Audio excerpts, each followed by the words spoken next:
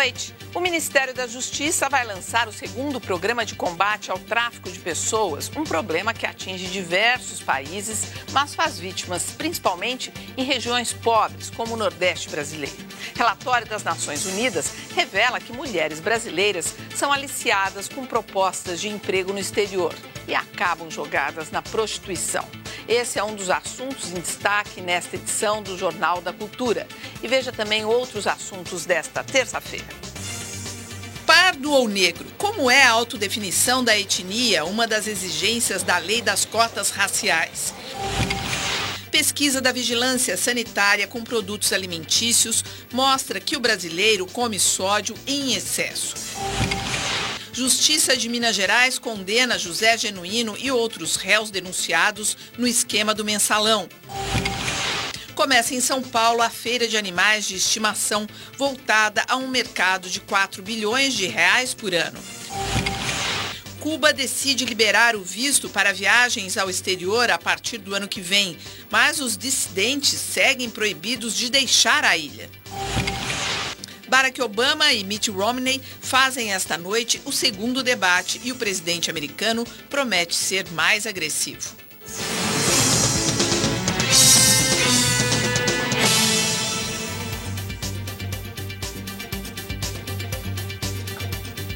Participam do Jornal da Cultura desta terça-feira o professor da Faculdade de Medicina da USP, Paulo Saldiva, e o professor de Ética da Escola de Comunicação e Arte, também da USP, Clóvis de Barros Filho. Bem-vindo, Clóvis. Obrigado. Nos últimos dias, o governo federal anunciou ações que têm como objetivo promover a igualdade entre todos os cidadãos. As medidas, como a lei de cotas nas universidades, geram polêmica até mesmo entre os beneficiados.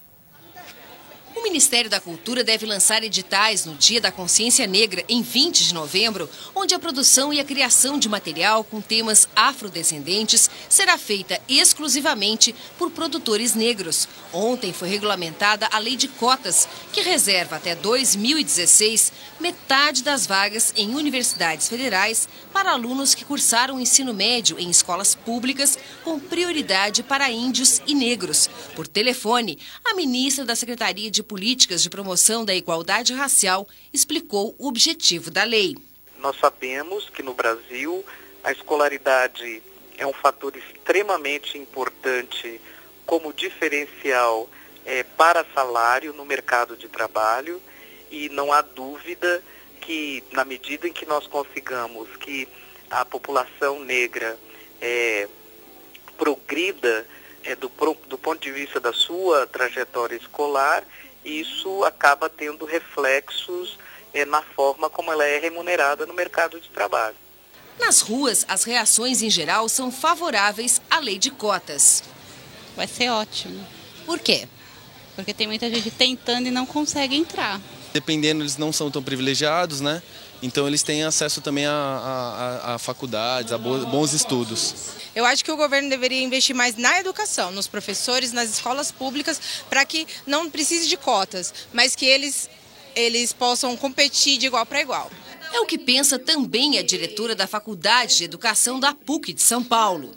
Hoje, quando você fala em cotas, você, de uma certa forma, você seleciona a população e você põe uns entram e outros não entram. Você discrimina e exclui. E, nesse sentido, a educação teria que ter a responsabilidade de colocar todos. E as medidas do governo dividem opiniões, mesmo entre aqueles que lutam contra o racismo. A União Nacional da Educação Afrodescendente é a favor. Acredita que as medidas são uma resposta a antigas reivindicações do movimento negro. Cotas são fundamentais para o equilíbrio da balança, digamos assim, das oportunidades, né? É preciso, sim, garantir o direito à oportunidade nos espaços. Nos Estados Unidos, o governo Kennedy instituiu o sistema de cotas na década de 60. Menos de 20 anos depois, elas foram declaradas inconstitucionais pela Suprema Corte. Mas as universidades têm autonomia para estabelecer ações como pontuações extras nos exames de admissão para asiáticos, negros e latinos, que beneficiaram, por exemplo, o presidente Barack Obama quando era estudante. A derrubada da lei no Supremo pode se repetir no Brasil, segundo o ex-secretário-geral da Comunidade Negra de São Paulo, porque violaria a própria Constituição, que proíbe o Estado de fazer diferenças entre os cidadãos. E vai além. A lei de cotas, na visão do advogado, estimula o ódio racial no Brasil. A classificação racial é uma invenção racista para diferenciar as pessoas. Então, quando o Estado acolhe essa lógica, ele está acolhendo a lógica do racismo. Para se fazer cotas de inclusão de pretos e pardos, você precisa retirar direitos de alguém que são, geralmente, os brancos pobres. Quem perde esse direito, é evidente que ele não vai alimentar um sentimento positivo. A miscigenação de etnias no Brasil dá origem a diferentes nomenclaturas usadas para a classificação de raça e cor, segundo critérios do IBGE.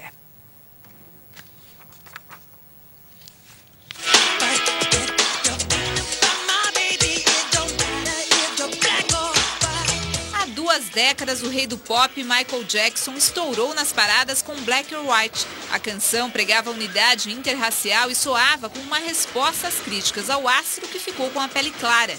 Tempos depois, o cantor afirmou que sofria de vitiligo. Em 1994, 3 anos após o lançamento de Black or White, chegava ao fim na África do Sul o regime do Apartheid, que segregou brancos e negros por mais de 4 décadas. Em 2008, os Estados Unidos elegeram o primeiro presidente negro, Barack Obama. No Brasil, a mais alta corte do país também terá pela primeira vez um negro no comando, o ministro Joaquim Barbosa. Preto ou branco, mas também pode ser pardo pela recente denominação adotada pelo IBGE para classificar as etnias brasileiras. O pardo estaria mais para o branco ou mais para o negro? Perguntassem qual é a sua cor ou raça, qual seria a sua resposta? Eu sou negra, ela é parda. No último censo, os entrevistadores do IBGE perguntaram à população sobre cor e raça. Dos 191 milhões de brasileiros, cerca de 47% se autodeclararam brancos. 43% disseram que são pardos. Os negros corresponderam a pouco mais de 7% dos entrevistados. Se autodeclararam amarelos, 1% e indígenas, 0,4%. Qual seria a sua resposta? Eu ia falar que eu sou moreno, pá. Cor branca. Para alguns especialistas, a classificação do IBGE pode gerar dúvidas, já que os entrevistados podem não se identificar com sua própria etnia. É uma questão de identidade, uma questão cultural, não biológica. Portanto, a ideia de raça não se aplica. Para o reitor da Faculdade Zumbi dos Palmares de São Paulo, a miscigenação brasileira é o ponto de partida para a definição das políticas públicas. Só somos miscigenados porque tem 2 opostos. Então, o nosso Brasil, e numa situação dessa natureza, é perfeitamente normal. E mais do que isso, ela não só é reconhecida, como ela é referenciada, seja um pensamento da perspectiva do Estado, da sociedade, seja para a produção de ações para atender aspectos específicos de grupos e seja mesmo enquanto um resumo, né, do espírito nacional e da aspiração nacional de ser um povo miscigenado. Como eu diria, eita, assunto polêmico esse, não é? Agora, eu começaria aqui propondo para vocês responder uma pergunta que chega para a gente pelo Twitter, que é a seguinte: o que a gente deve fazer se alguém de pele branca se autodeclare negro? Então, eu acho que o Brasil... Porque o que vai valer é o que a pessoa declara sobre ela mesma.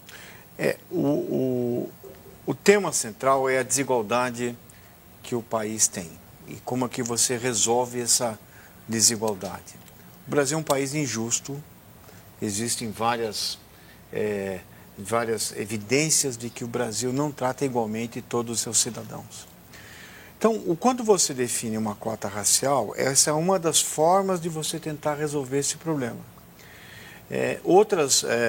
No caso, por exemplo, do acesso às universidades, a gente tem experiências de definir como cotas socioeconômicas, por exemplo, que talvez fosse uma outra forma de fazer. Uhum.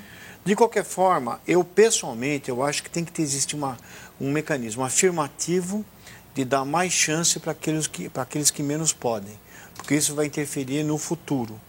Talvez a cota racial não seja melhor, talvez a econômica seja melhor. Quer dizer, essa proposta, enfim, isso que já está valendo a partir do vestibular desse ano, na sua opinião, não corrigem não corrige as falhas que vêm lá do ensino fundamental, passando pelo Fundamental 2, ensino médio, etc.? Então, só que se você for esperar arrumar o ensino fundamental para você dar chance para as pessoas, você vai perder algumas gerações.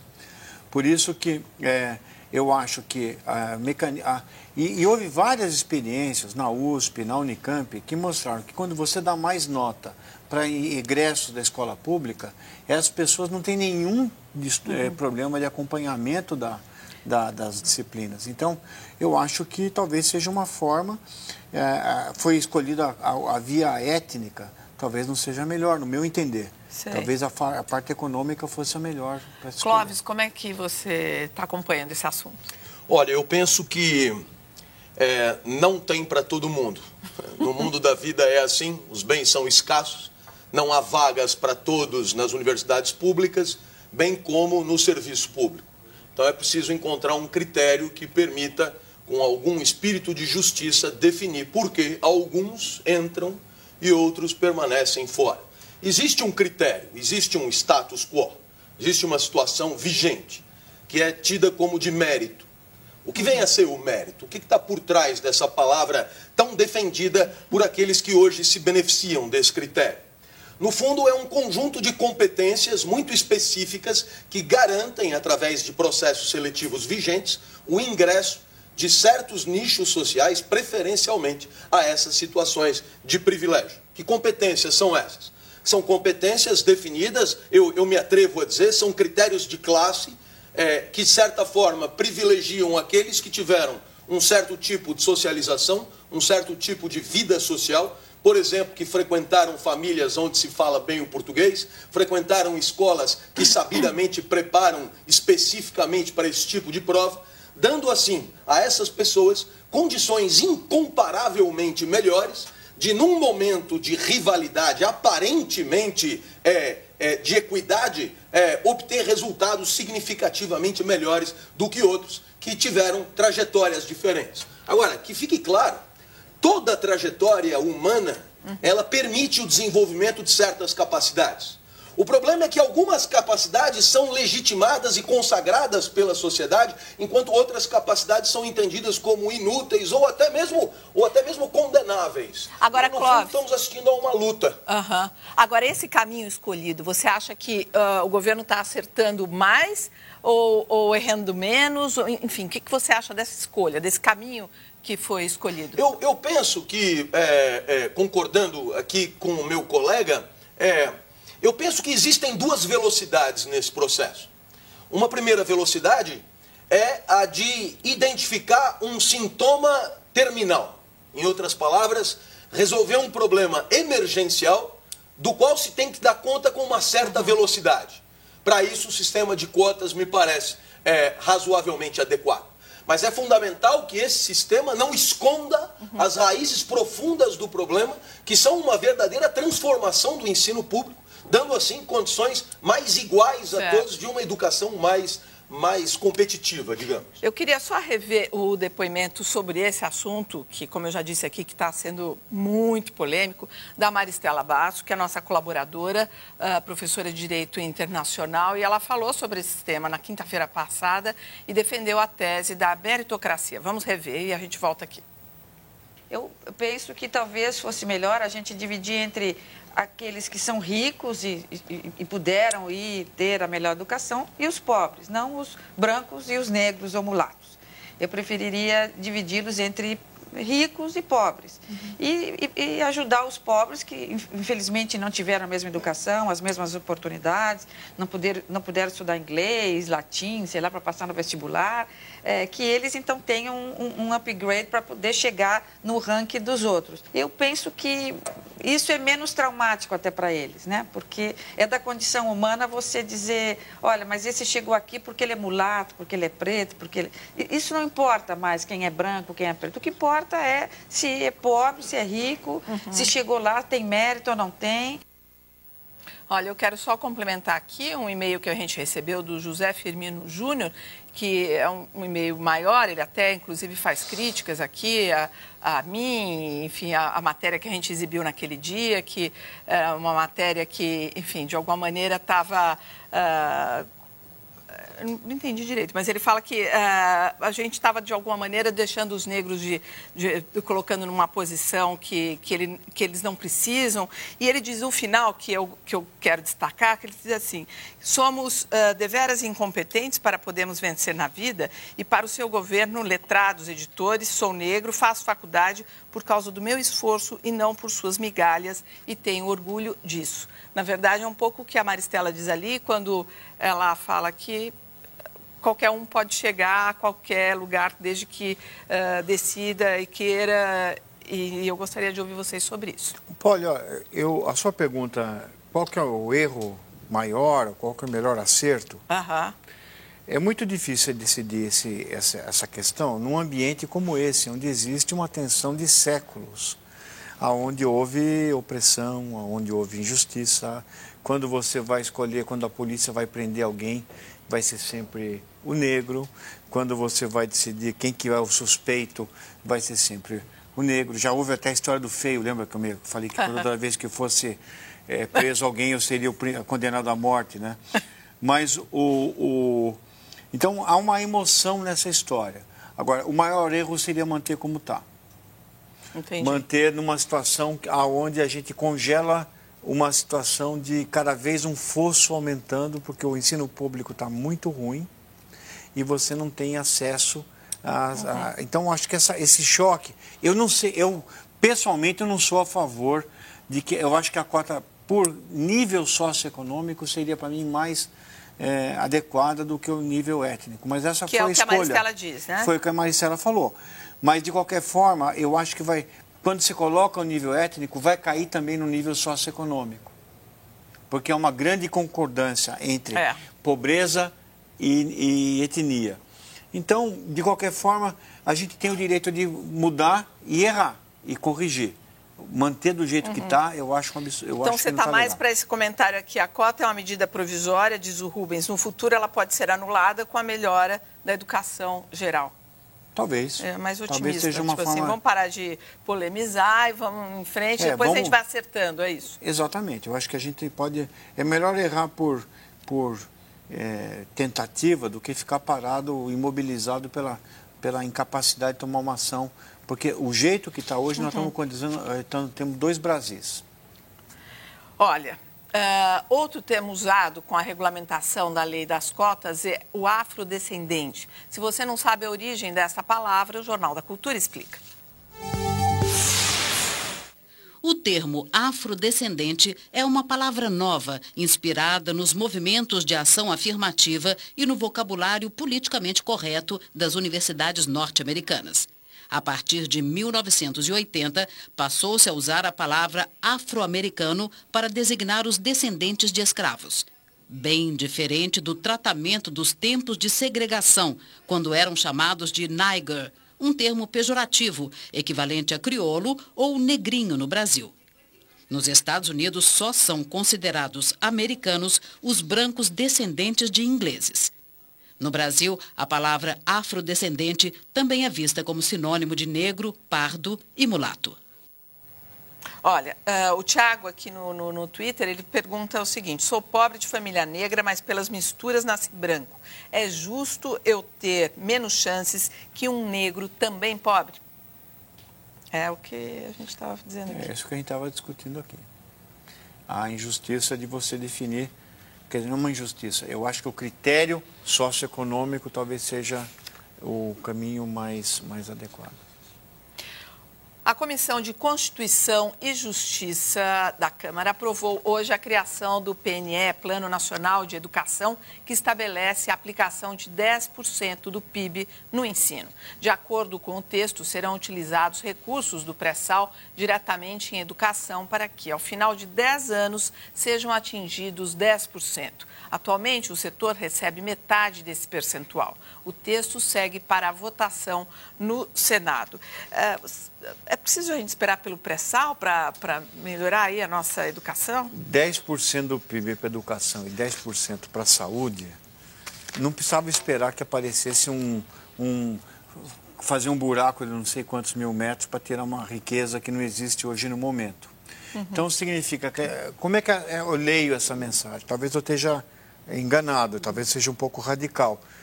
A gente não tem dinheiro hoje, mas quando aparecer alguma coisa do cosmos, do buraco, da onde for, aí nós colocamos dinheiro. Eu acho que a gente devia ter, desde já, independente de pré-sal, colocar 10% do PIB em educação e 10% do PIB em saúde. Eu vejo que há um reconhecimento de que é preciso investir mais na educação.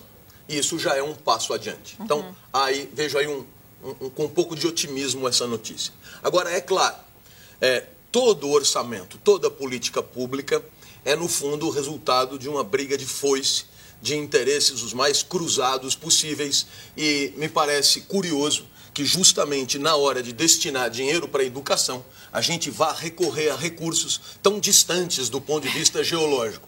Seria melhor dispor de dinheiro já disponível do que contar com recursos que estejam ainda a ser perfurados. Exatamente, à mercê ainda de grandes aventuras. Eu acho que a educação é um problema de tamanha gravidade que exige dinheiro que já está na conta para investimento. Sabe, Poli, você vê, essa discussão, ela contrasta com a história da cota. Se de alguma forma a gente reconhece que é um fosso educacional e que a gente precisa atuar, você deveria, então, ser coerente e colocar o dinheiro agora para resolver isso, e não esperar que apareça o pré-sal. O pré-sal já foi a solução para muitas coisas, apontado como se abre a torneira, sai mel, se assobia, vem Índia, né? O pindorama gerado pelo petróleo. Mas eu acho que o Brasil hoje, com o PIB que tem, poderia investir o que precisa para fazer seu povo ser educado. Porque esse é o grande nó que o Brasil tem. A formação de recursos humanos. A maior riqueza no país não são os recursos naturais, não é o pré-sal, é o recurso humano. E o que se sabe é que todo mundo concorda que tem que ter mais dinheiro e tal, que o Plano Nacional de Educação está atrasado, mas na hora de pôr dinheiro, quem é que põe? Eu tenho que gerar um dinheiro novo, porque o dinheiro agora já está carimbado para outras coisas, que não são educação nem saúde. Vamos esperar o pré-sal? E depois de definido o dinheiro, é fundamental uma discussão sobre o que fazer com ele. Porque o problema da educação não é um problema monolítico, ele é um problema complexo.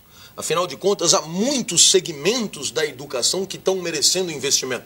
Por exemplo, eu destino mais para salário de professor, eu destino mais para verbas em pesquisa de ponta, eu destino mais dinheiro para educação de base, ensino fundamental, para a estrutura das escolas. Em outras palavras, depois de decidir que esse dinheiro vai para a educação e já ter o dinheiro no bolso, ainda assim, ainda há uma etapa enorme de discussão sobre como utilizar da forma mais adequada o dinheiro. Que o melhor dos mundos é você ter essa situação super privilegiada de escolher onde vai gastar. Onde vai gastar.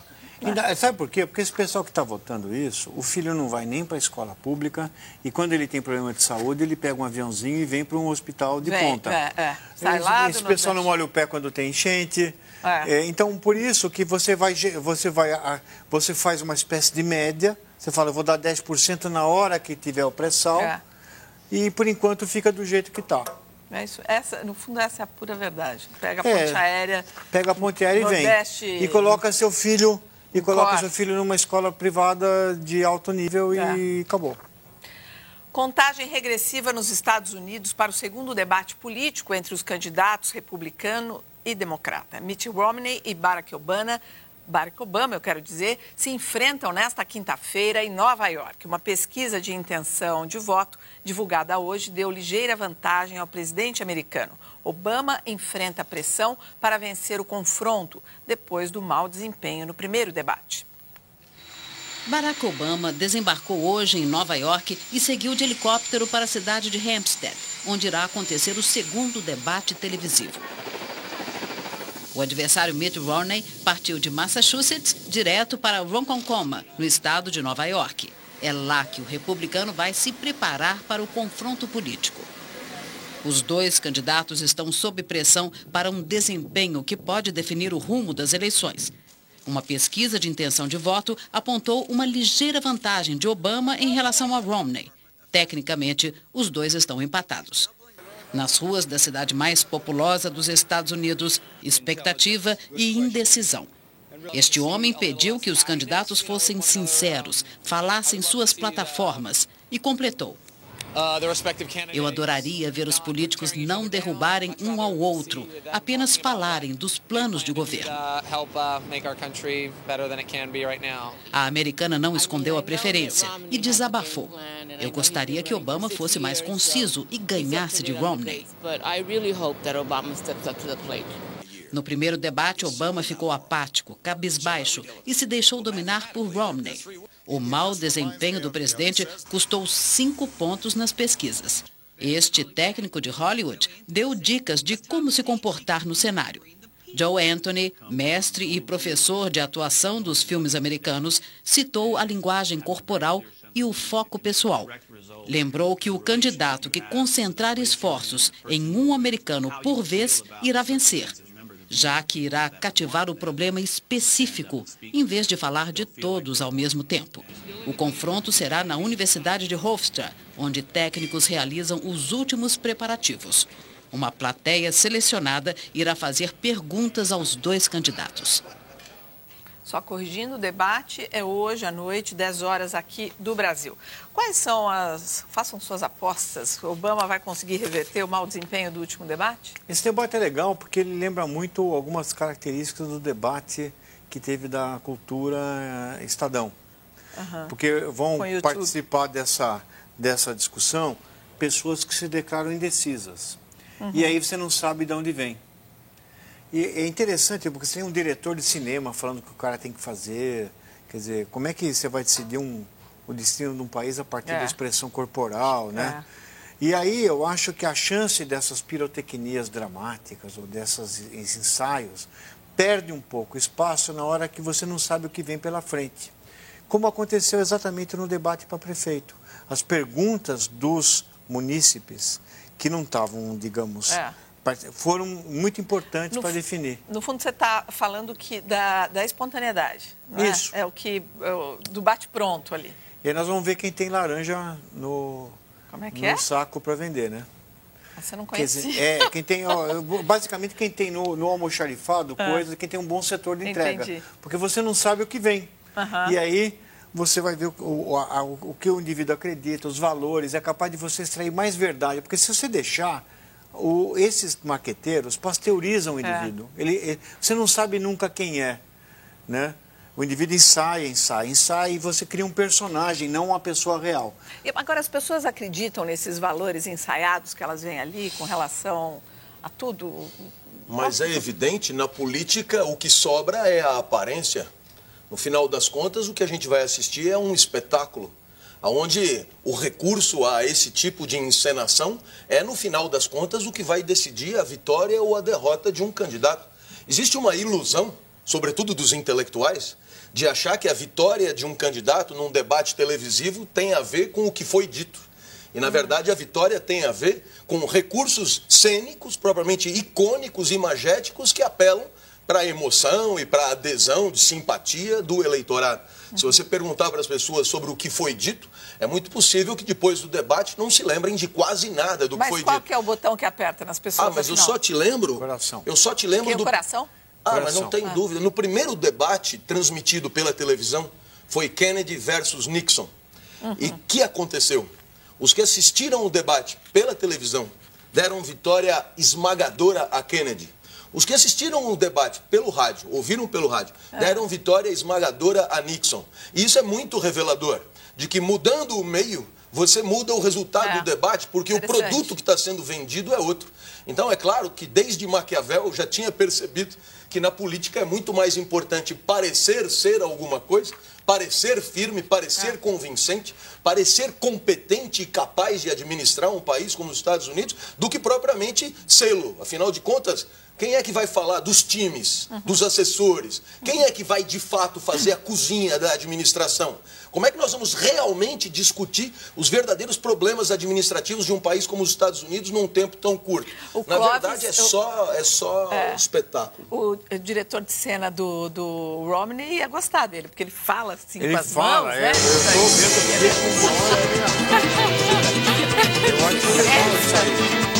Vai com a linguagem corporal. Mas no fundo o pessoal é pelo coração. É um negócio Boa meio- noite. meio assim, No dia do então não tem muita professor, lógica. começa a valer a lei das cotas, destinada a apoiar Pop estudantes, ocupa a índios, favela negros do de baixa renda Jacarezinho e e provenientes implanta de cinturão escolas de segurança públicas. na zona Esse norte universo do Rio. passa a E contar ainda com cubanos metade poderão das vagas viajar nas para o universidades exterior federais. sem pedir A visto medida de que, segundo saída o ao governo, governo. salda uma dívida com os pobres é polêmica e vai ser tema de análise.